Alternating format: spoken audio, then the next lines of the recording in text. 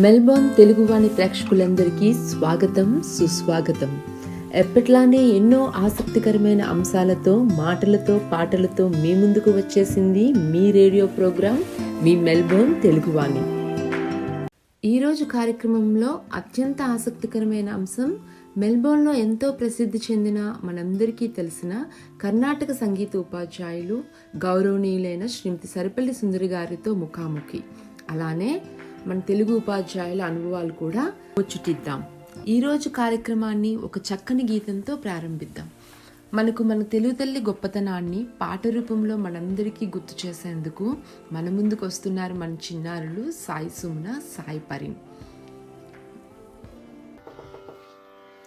మా తెలుగు తల్లికి మల్లె పూదండ, మా కన్న తల్లికి మంగళారతులు, కడుపులో బంగారు కనుచూపులో కరుణ, చిరునవ్వులో సిరులు దొరలించు మా తల్లి. మా తెలుగు తల్లికి మల్లె పూదండ, మా కన్న తల్లికి మంగళారతులు. గలగల గోదారి కదిలిపోతుంటేను, బిరబిరా కృష్ణమ్మ పరుగులెడుతుంటేను, బంగారు పంటలే పండుతాయి, మురిపాల ముత్యాలు దొరలుతాయి. మా తెలుగు తల్లికి మల్లె పూదండ, మా కన్న తల్లికి మంగళారతులు.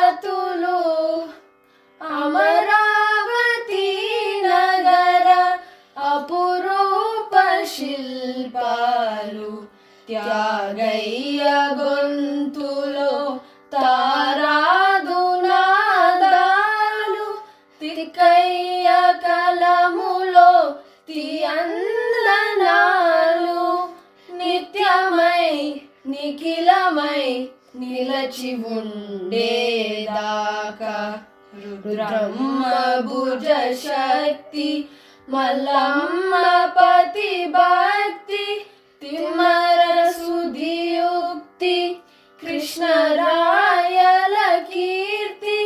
మా చెవులు రింగుమని మారు మ్రోగేదాకా నీ పాటలే పాడుతాం, నీ ఆటలే ఆడుతాం. జయ తెలుగు తల్లి, జయ తెలుగు తల్లి, జయ తెలుగు తల్లి. చాలా బాగా పాడారు సాయి సుమన, పరిన్. ఎంత చక్కటి రచన, ఎంత గర్వంగానూ ఒకసారి అక్కడికి వెళ్ళి వచ్చినట్లు ఉంది.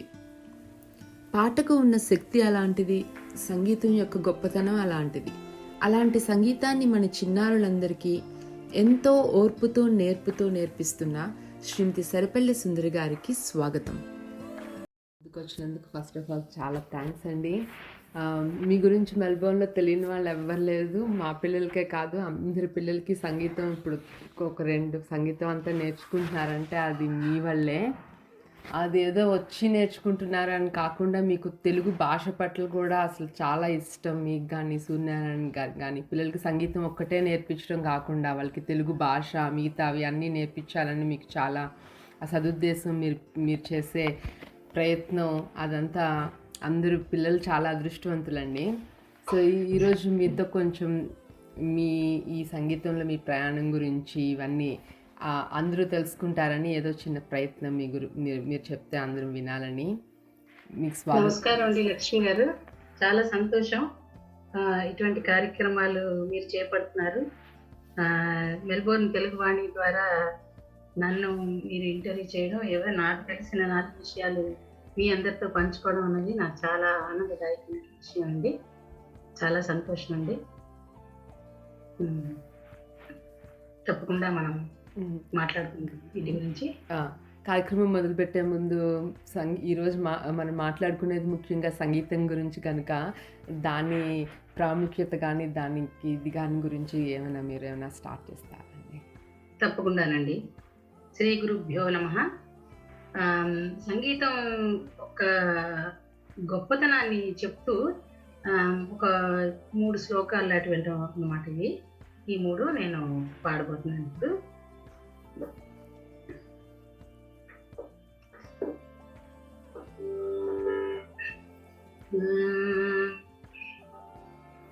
చైతన్యం సర్వభూతానాం వివృతం జగదాత్మనా నాద బ్రహ్మ తదానందం అద్వితీయముపాస్మహే.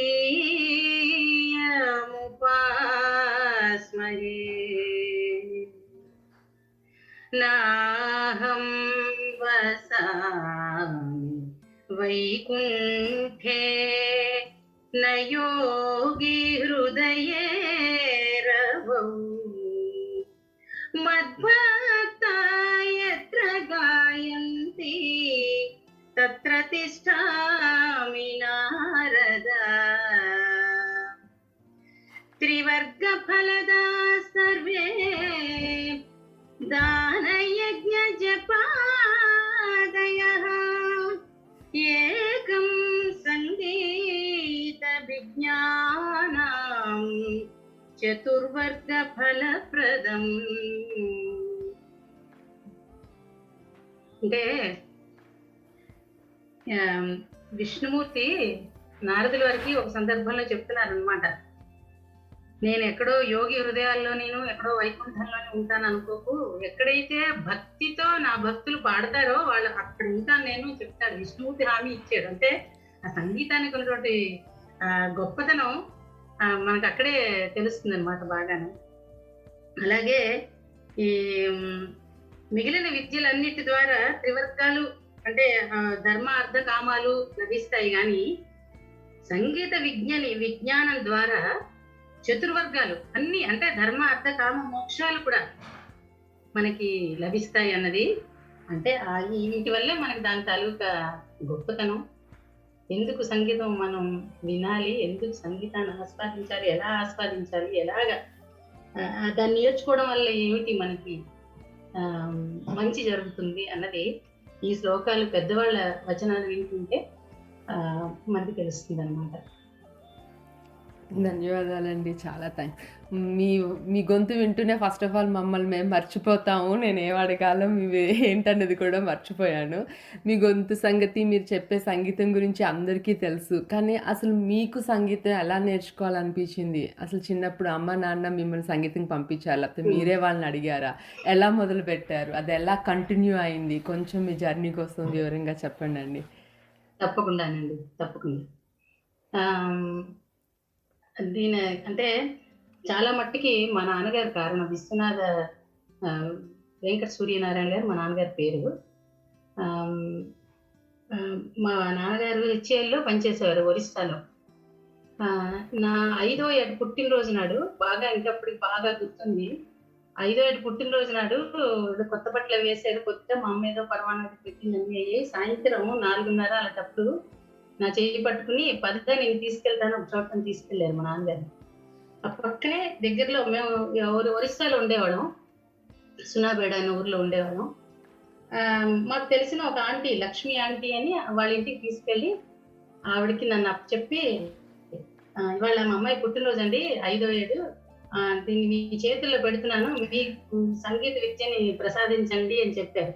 అంటే ఆవిడ నాకు అలా నేర్పడే అంతటి ఇది లేదండి, శక్తి లేదండి, ఏదో పాడుకుంటున్నాను నేను అంటే. మా నాన్నగారు అన్నారు, అమ్మ మీకెంత వస్తే అంత మా పిల్లకి, చిన్నది చాలా చిన్నది కదా అది, మీకెంత తోస్తే అంత దానికి, మీకు వచ్చిన విద్య దానికి ప్రసాదించండి మీరు అని ఆవిడ చెప్పారు. నన్ను మా నాన్నగారికి చాలా కోరికండి. అంటే మాకు చిన్నప్పటి నుంచి ఏం చెప్పేవారంటే, మేము 2 అన్నదమ్ములు, 2 అక్క చెల్లెలు, నాకు 2 అన్నయ్యలు, మా చెల్లి తర్వాత.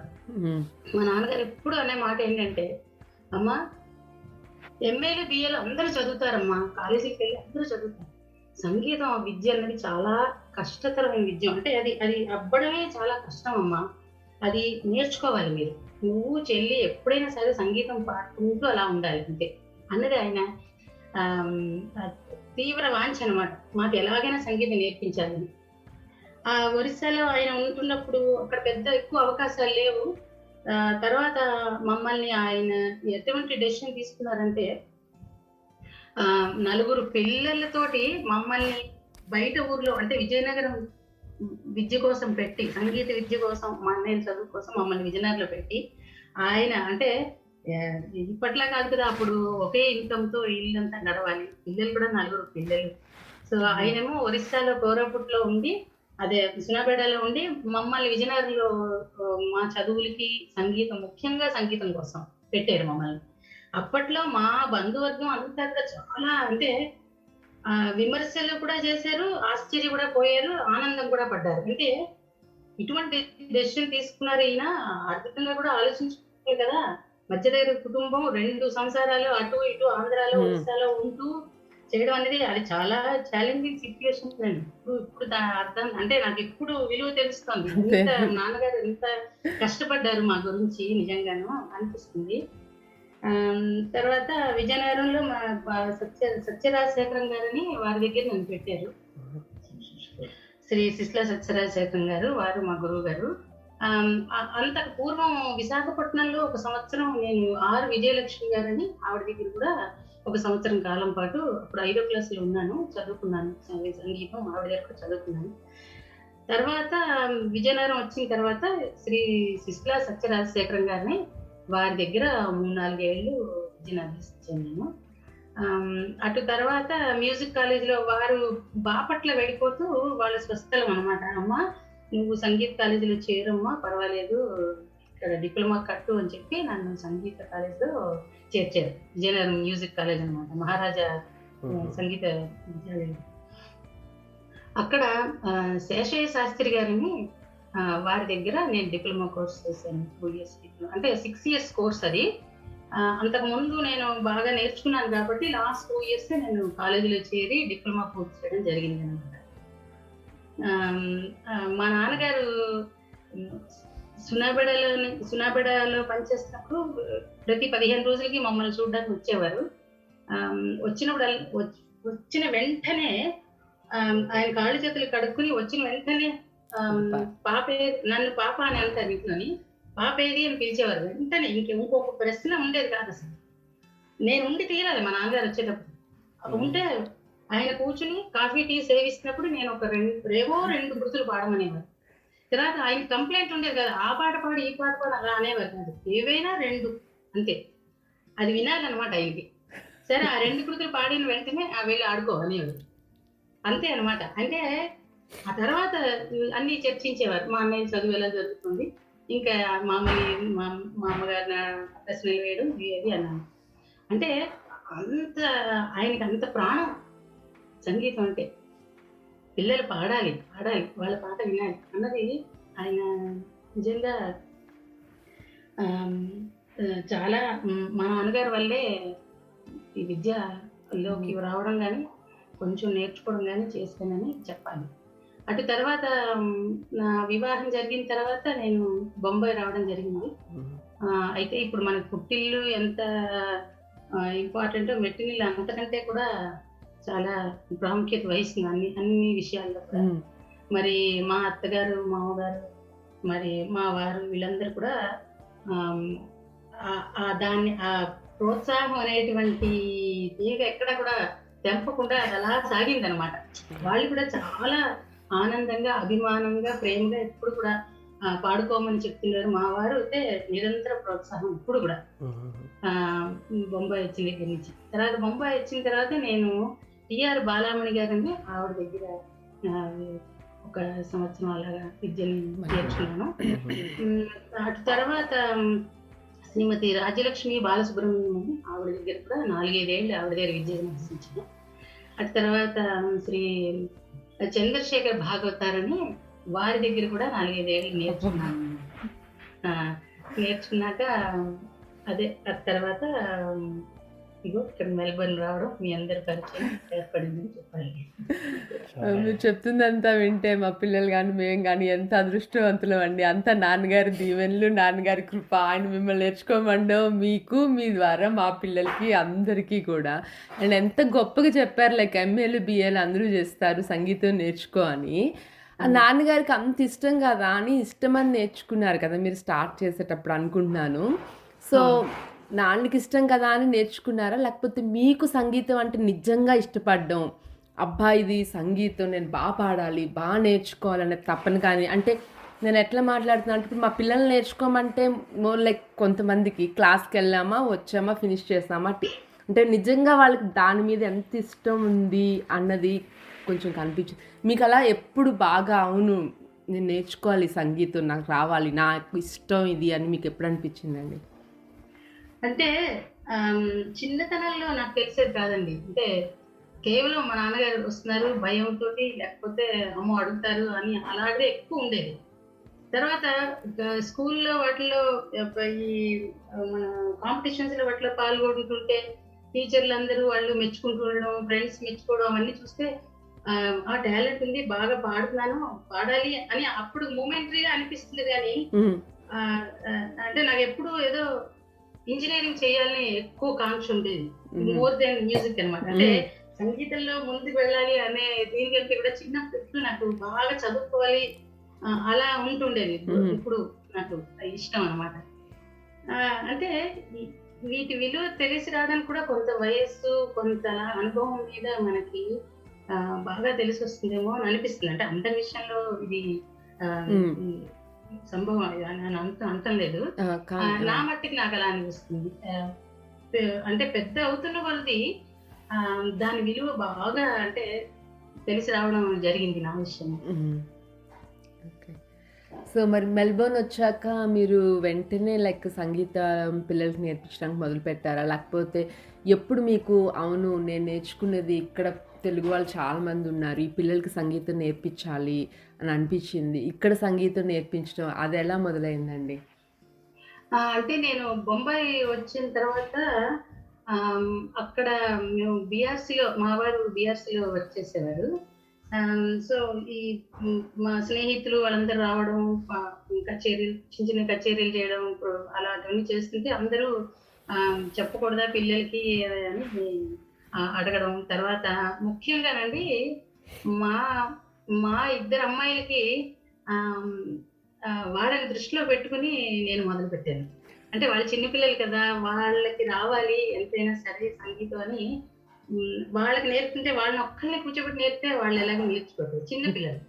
అంచేత వాళ్ళ స్నేహితులు వాళ్ళందరినీ మనం తెలుసుకుని ఒక దీనిలాగా చిన్న గ్రూప్ లా చేసుకుని ఆ పిల్లలకి నేర్పుతుంటే వీళ్ళకి ఉత్సాహం ఉంటుంది, వాళ్ళకి ఉత్సాహంగా నేర్చుకుంటారు అని మొదలు పెట్టాను. అది మొదలు పెట్టడానికి కారణం అది. తర్వాత మనం నేర్చుకునే విద్య, ఈ సంగీత విద్య ఎటువంటి నిత్యం ప్రాక్టీస్ చేసుకుని అలాగా సాధన చేయకపోతే అది పోతుంది. సో ఆ నేర్పడం ద్వారా కూడా దాంతో పాటు మనం అలాగే ప్రయాణం చేస్తుంది, మనకి ఒక సాధన అవుతుంది కదా అన్నది కూడా ఇది కారణం. తప్పకుండానండి. అయితే నేర్చుకోవడానికి కారణం నాన్నగారు అయితే ఇక్కడ మొదలు పెట్టడానికి కారణం మీ పిల్లలు అన్నమాట. బంధువులు స్నేహితులు అందరూ అడగడం చెప్పండి అని. తర్వాత మనకు వచ్చినది అలాగే చెప్తుంటేనే కదా ఎప్పుడైనా బాగుంటుంది, నలుగురికి పాడుకోవడం అన్ని అవుతుంది, నేర్చుకోవడం అవుతుంది. అవును తప్పకుండా బాగా చెప్పారు. నాకు ఇప్పటికీ గుర్తుంది పిల్లల్ని మీ దగ్గర పంపిద్దాం అన్నప్పుడు మీరు ఒప్పుకుంటే బాగుంటుంది వాళ్ళకి అని. అలా నాలా ఎంతమంది ఉంటారో, ఎంతమంది పిల్లలకి నేర్పిద్దామని సరైన గురువులు దొరక్క ఇక్కడ అనుకుంటూ ఉంటారు. మీలాంటి వాళ్ళు విద్య వచ్చి మీతో ఉంచుకోకుండా మీరు పంచుతుంటూ ఉంటే ఆ పిల్లలందరూ నేర్చుకుంటారు రేపు పొద్దున్న. అంతా నాన్నగారు ఎట్లా మీతో పాడించుకుని ఎంత చక్కగా సంతోషపడేవాళ్ళు, అలా ఎంతమంది నాన్నలు అమ్మలు సంతోషపడతారు కదా వాళ్ళు పాడేటప్పుడు. చాలా థ్యాంక్స్ అండి మీకు. అలా మరి మా కోసం ఒక చిన్న కృతి ఏమైనా పాడి వినిపిస్తారా? తప్పకుండా పాడతాను. మరుగేలరా ओ राघवा मरुगेलरा ओ राघवा मरुगेलरा ओ राघवा मरुगेलरा ओ राघवा मरुगेलरा ओ राघवा मरुगेलरा ओ राघवा मरुगेलरा ओ राघवा मरुगेलरा ओ राघवा मरुगेलरा ओ राघवा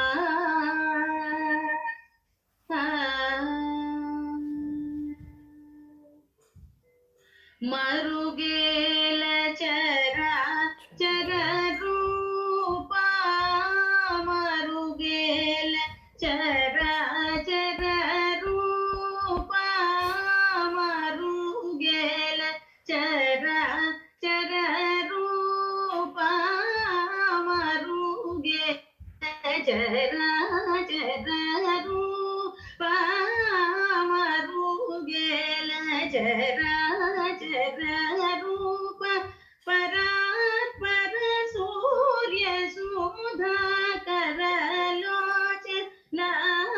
मरुगेल चरा चर रूप परात्पर सूर्य सुधा करलोचना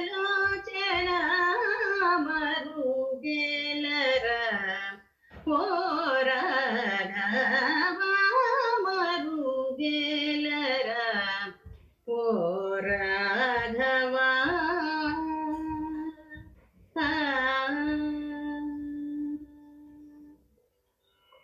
అన్ని నీవనుచు అంతరంగమున తిన్నగా వెదకి తెలుసుకుంటినయ్యా అన్ని నీవనుచు అంతరంగమున తిన్నగా వెదకి తెలుసుకుంటినయ్యా నిన్నె గాని మది నిన్న జాల నొరుల నిన్నె గాని మది నిన్న జాల నొరుల నిన్నె గాని మది నిన్న జాల నొరుల నన్ను ప్రోభుమయ్య జగరాజనుత నిన్నె గాని మది నిన్న జాల నొరుల నన్ను ప్రోభుమయ్య జగరాజనుత మరుగేలరా ఓ రాఘవా మరుగేలరా ఓ రాఘవా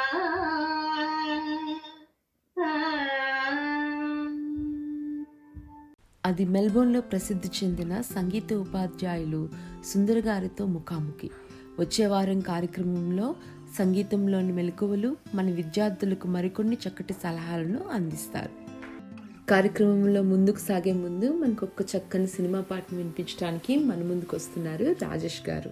స్వాగతం అండి.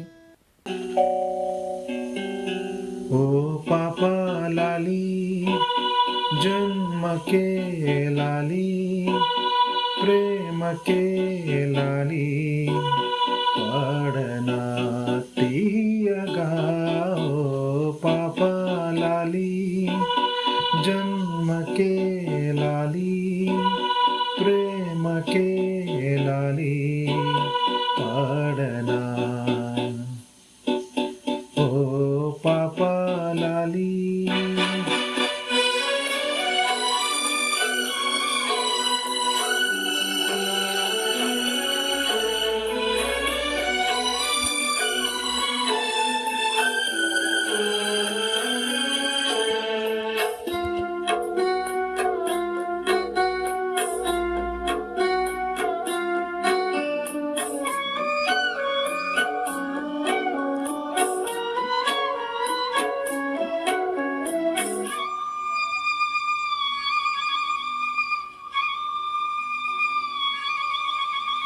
నా జోలలా లీలగా తాకాలని గాలినే కోరనా చాలిగా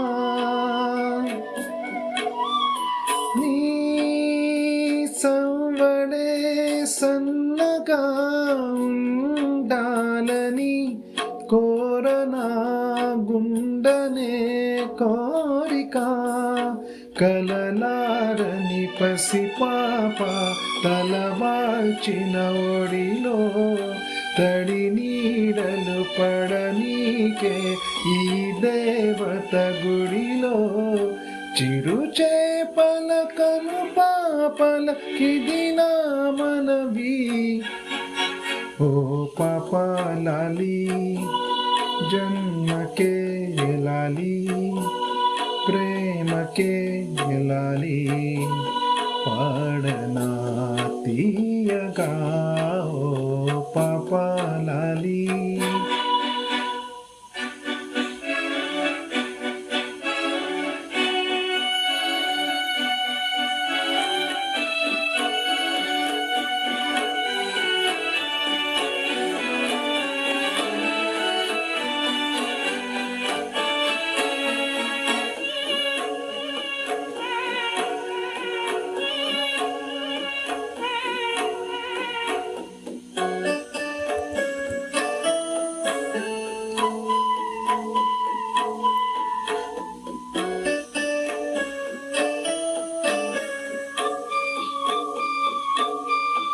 ఓ మేఘమా ఉరమకే ఈ పోటకి గాలిలో తేలిపో వెళ్ళిపో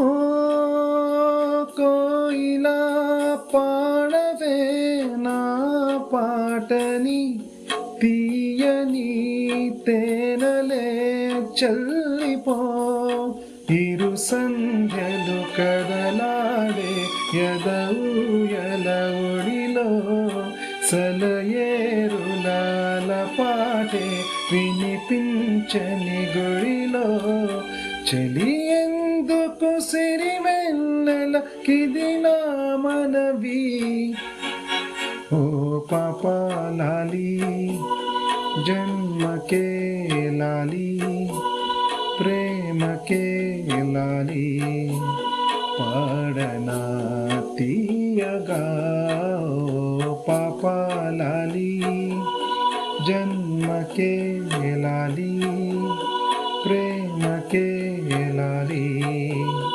పాడనా ఓ పాప లాలి. ఇప్పుడు కిందటి సంచికలోని ఉపాధ్యాయుల దినోత్సవం సందర్భంగా మన మెల్బోర్న్లోని తెలుగు ఉపాధ్యాయులతో ముఖాముఖి తరువాయి భాగం విందాం. Thank you. మళ్ళీ మన అరుణ గారు ఉన్నారు ఇక్కడ. అలా అండి, మీరు థ్యాంక్స్ అండి.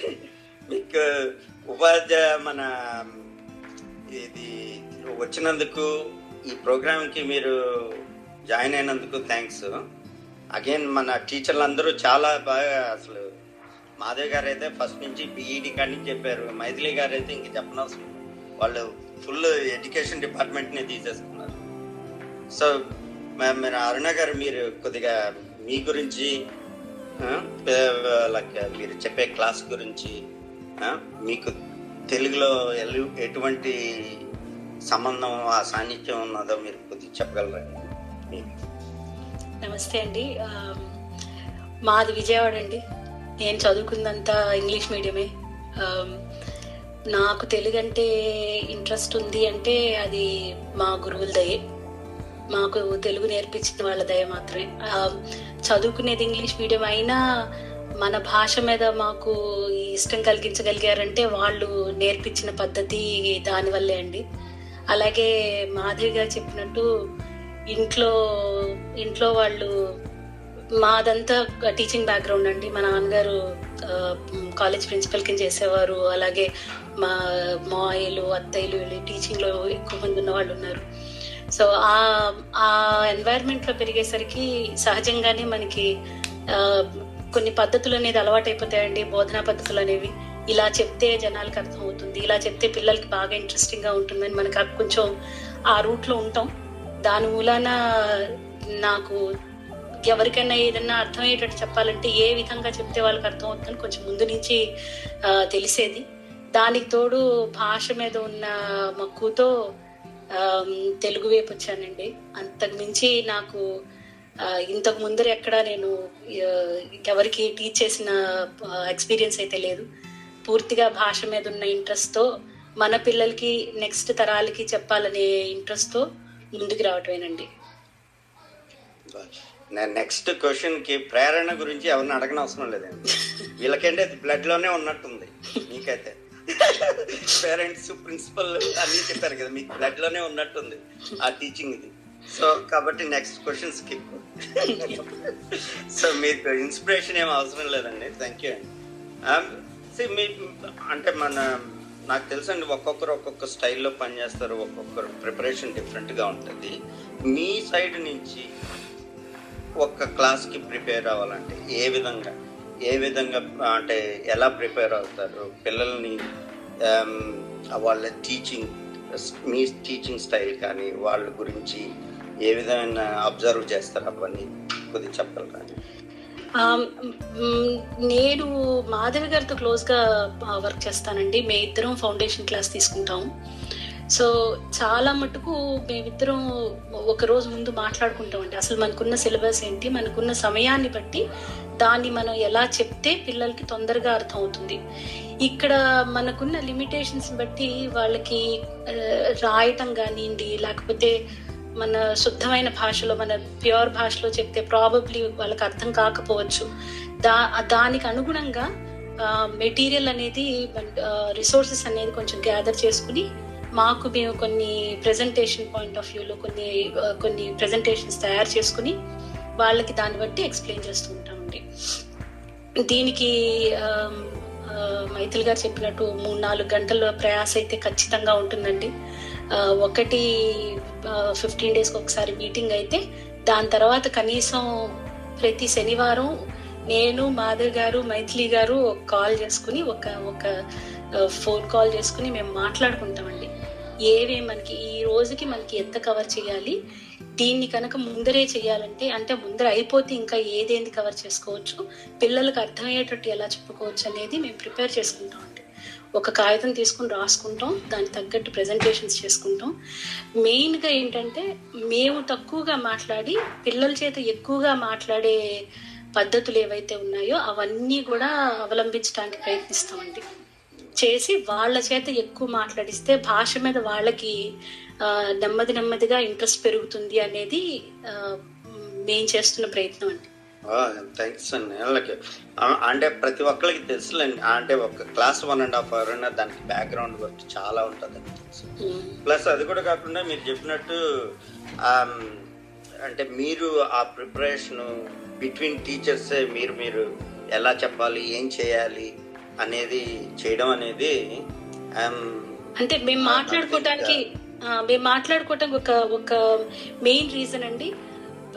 ఎవరు ఏ క్లాస్లో ఏ పద్ధతి పాటిస్తున్నారో తెలిస్తే దానివల్ల మాకు కూడా ఇన్స్పిరేషన్ ఉంటుందండి. ఇలా చెప్తే పిల్లలకు బాగా అర్థమవుతుంది, అయితే ఇది కూడా మేము ప్రయత్నించవచ్చు, ఇలా కూడా ప్రయత్నించవచ్చు అని మాకు కూడా రకరకాల ఐడియాలు వస్తున్నాయండి. దానివల్ల పిల్లల ఇన్వాల్వ్మెంట్ గ్రాడ్యువల్గా పెరుగుతోంది. మేము ముందు చెప్పిన క్లాసులకి ఇప్పుడు చెప్పిన క్లాసులకి వాళ్ళు ఇచ్చే రెస్పాన్సెస్కి చాలా డిఫరెన్సెస్ ఉంటున్నాయి. So thank you very much అండి. నిజంగా ధన్యవాదాలు మీకు మీరు ఇంత ఇది యాక్చువల్లీ ఇలా చెప్పడం, మీరే టీచర్సే స్టూడెంట్ అయిపోయి చెప్పడం అనేది చాలా గ్రేట్, వెరీ గుడ్. హలో నాకు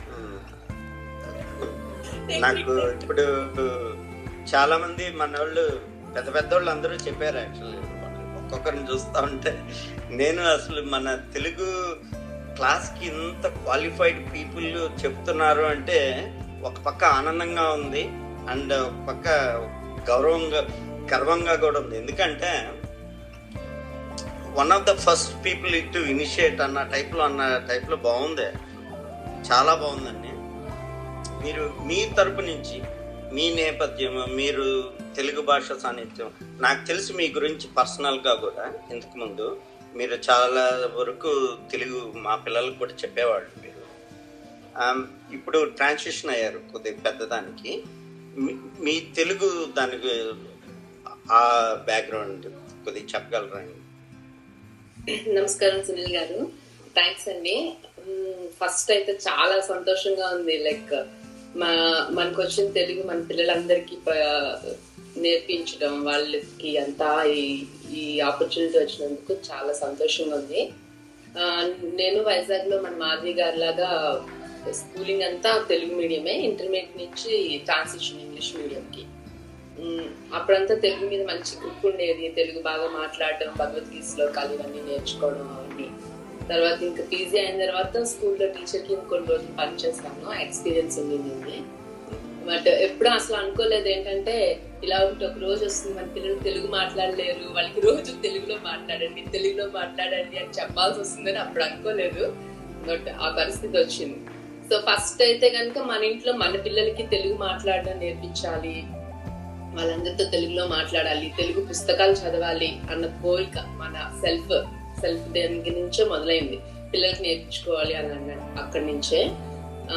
అండ్ మా వారంతా తెలుగు పుస్తకాలు అవి బాగా చదువుతారు, ఇంట్లో మంచి పుస్తకాలు ఉండే. అవి చదివినప్పుడు అల్లా అనిపించేది ఈ పుస్తకాలు మన పిల్లలు చదవాలి, మనం ఎంతవరకు వాళ్ళకి అందించగలం. అది కాకుండా పుస్తకాలు చదివితే వాళ్ళ సెల్ఫ్ గా ఎప్పుడైనా, ఇప్పుడు టైం లేదు రేపు పొద్దున్న టైం లేదు, లైఫ్ లో వాళ్ళకి టైం వచ్చినప్పుడు మనం పక్కన ఉండకపోతే పుస్తకాలు చదివి నేర్చుకోగలగాలి అని. అంటే మనకి ఇంగ్లీష్ బుక్స్ కూడా ఉన్నాయి, కానీ మన పుస్తకాలు మన తెలుగులో చదివి నేర్చుకునేది వేరు, మీరు వేరే పరభాషలోని ఆ పుస్తకాలు చదివి అది నేర్చుకునేది వేరు. అది మెయిన్ థింగ్ అండి. అక్కడి నుంచి మొదలైన తర్వాత ఇంకా క్లోజ్ ఫ్యామిలీస్, మా ఫ్రెండ్స్ అంటే ఫ్యామిలీస్ లాగే ఉండేది.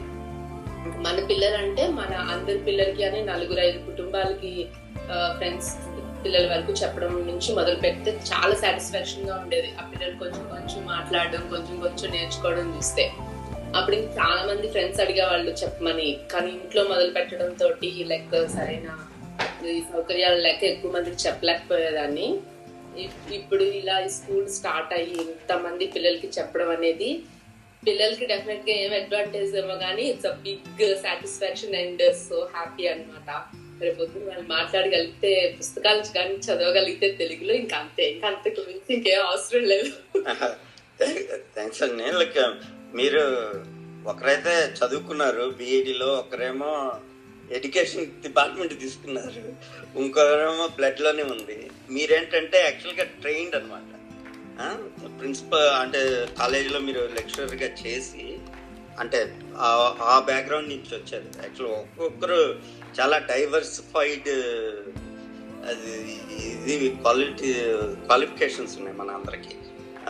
ఇంకోటి నేను చూసానండి మేము మీ క్లాసుల్లో, అంటే మా అబ్బాయి మీ క్లాసులో ఉంటారు, చూసాను మీ అంత పేషెన్స్తో చెప్పడం అనేది ఒక్కొక్క స్టూడెంట్కి, ప్రతి టీచర్ యాక్చువల్గా. ఎందుకంటే నేను మన లక్ష్మి గారి క్లాస్లో ఉంటున్నాను, బట్ నాకు తెలుసు మాధవ్ గారు కూడా చాలా పేషెంట్గా ఉంటారు మాట్లాడడంలో అది. కానీ సో నేను మీకు ఆ పేషెన్స్ అవన్నీ మీకు స్వతహాగా టీచర్ క్వాలిటీస్ అవా అండి, లేకపోతే మీరు నేర్చుకున్నారా? అంటే అది ఆటోమేటిక్గా మీకు వచ్చేస్తుంది. అది టీచర్ అంటే కొందరు టీచర్ అవ్వలేరు, అవ్వాలనుకున్నా కూడా అవ్వలేరు.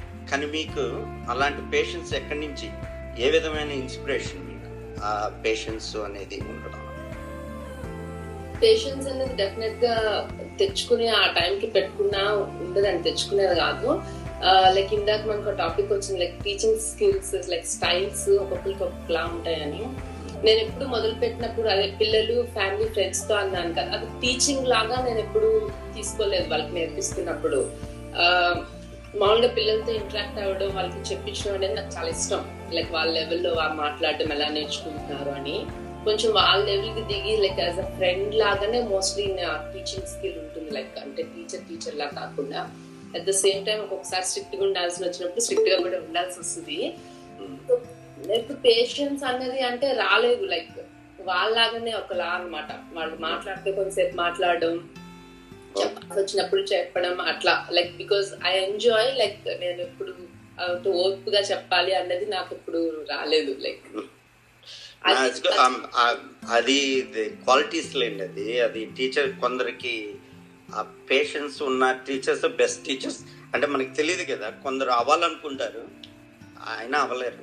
సో మీకు అది ఆటో ఉన్నది కాబట్టి లోపల న్యాచురల్గా మీరు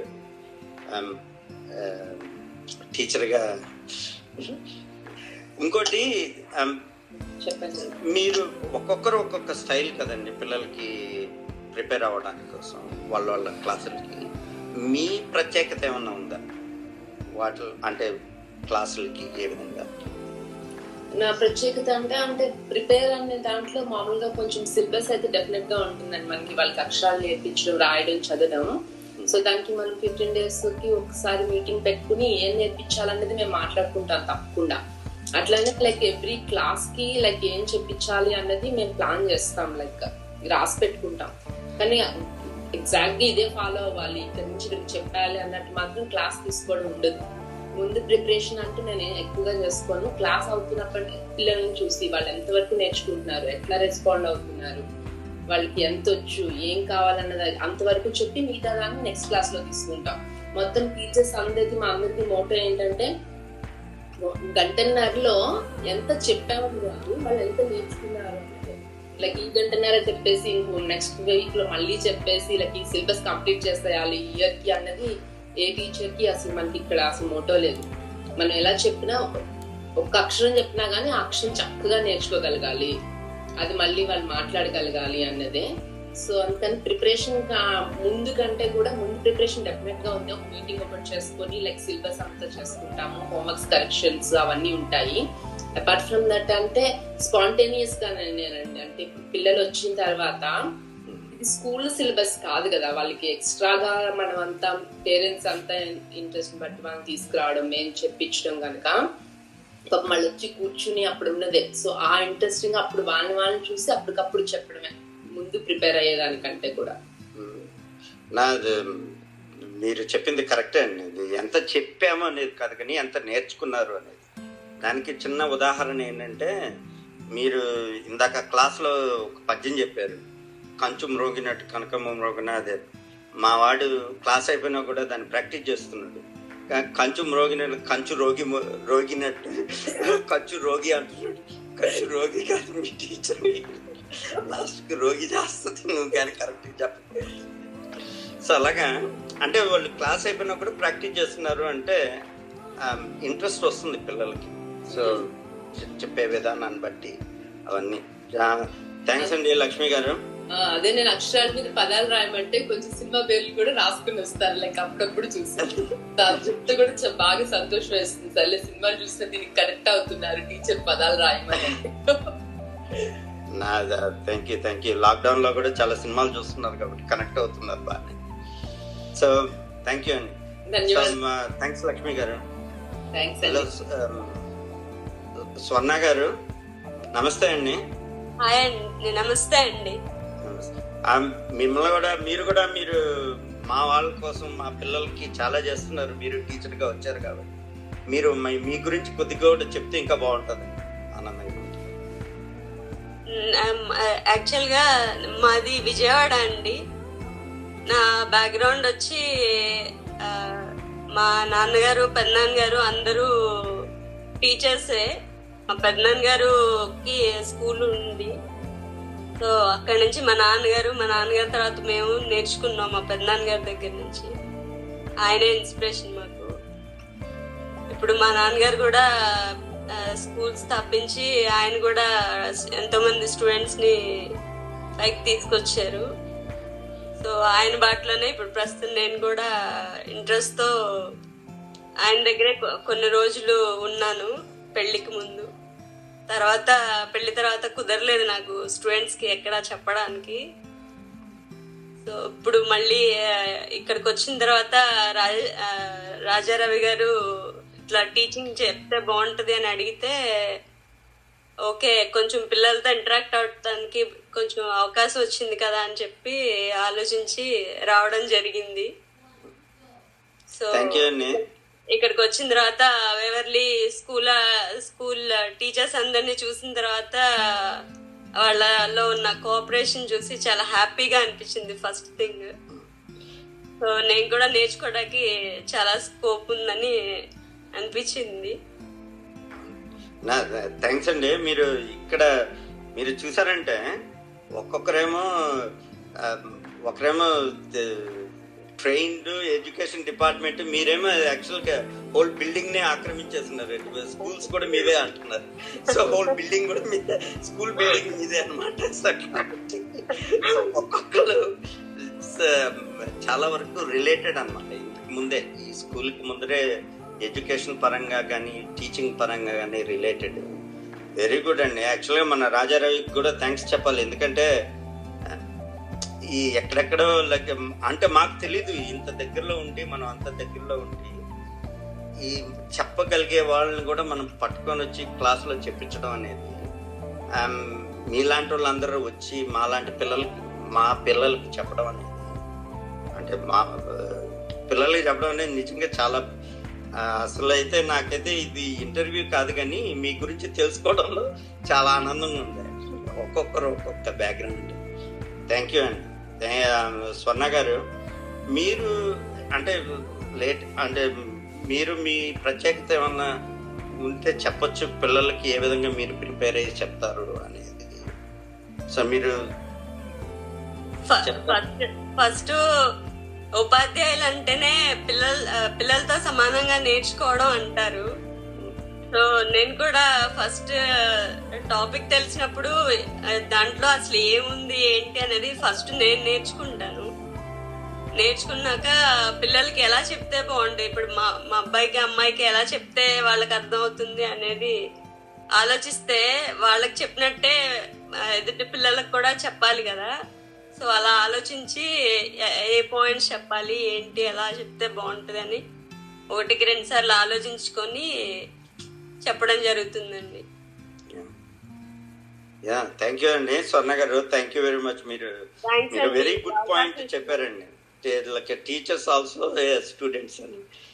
సో వెరీ గుడ్ యాక్చువల్గా మీరు థ్యాంక్స్ అండి. ఇప్పుడు వేణుగారు మనకు మరొక మధుర గీతాన్ని వినిపించబోతున్నారు.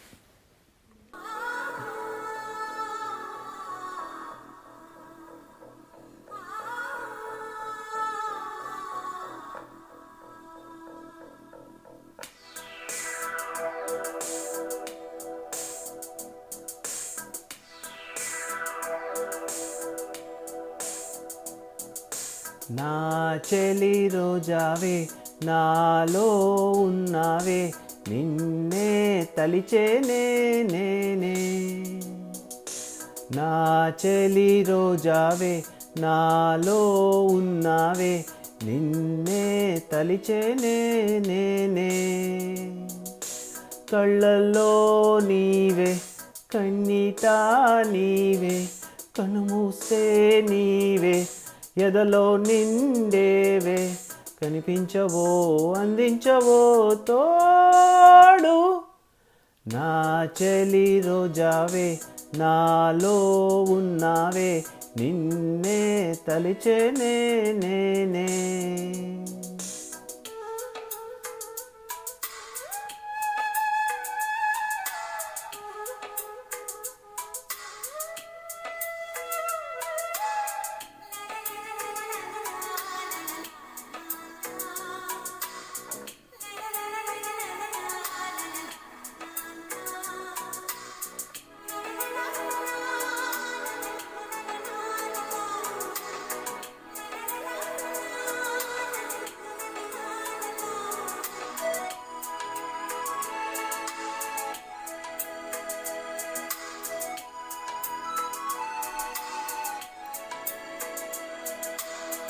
గాలి నన్ను తాకినా నిన్ను తాకు జ్ఞాపకం, గులాబీలు పూసిన చిలిపి నవ్వు జ్ఞాపకం, అలలు పొంగి పారితే చెలియ పలుకు జ్ఞాపకం, మేఘమాల సాగితే మోహ కథలు జ్ఞాపకం.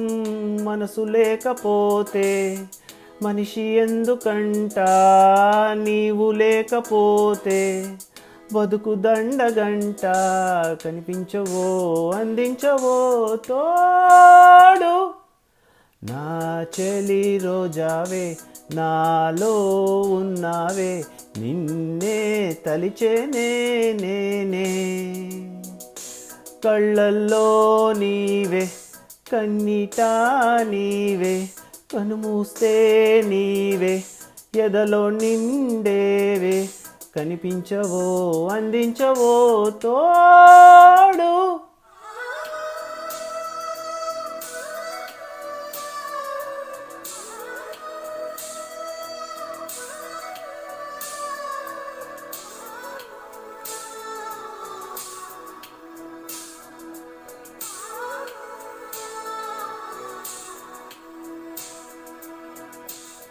చెలియ చింతలేదులే చల్లగాలి ఆగిపో మమత దూరమాయినే చందమామ దాగిపో కురుల సిరులు లేవులే పూలవనం వాడిపో తోడు లేదు గగనమా చుక్కలాగా రాలిపో మనసులోని మాట ఆలకించలేవా వీడిపోని నీడై నిన్ను చేరనీవా కనిపించవో అందించవో తోడు నా చెలి రోజావే నాలో ఉన్నావే నిన్నే తలిచేనే నేనే కళ్ళల్లో నీవే కన్నీటా నీవే కనుమూస్తే నీవే ఎదలో నిండేవే కనిపించవో అందించవో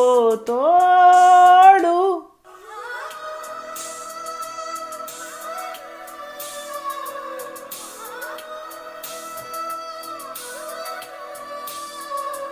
చాలా చక్కగా పాడారు వేణుగారు. సమయం త్వరగా పరిగెత్తుతూ ఉంది. సరే మరి ఈసారి మన కార్యక్రమం ఇంతటితో ముగిద్దామా? వచ్చేసారి కార్యక్రమంలో మళ్ళీ కొత్త కొత్త విశేషాలతో, ఆటలతో, పాటలతో మళ్ళీ కలుద్దాం. అప్పటి వరకు సెలవు. Stay safe. ఈ కార్యక్రమం ఇంతటితో సైన్ ఆఫ్ చేస్తూ మీ మహాలక్ష్మి పనుతుల.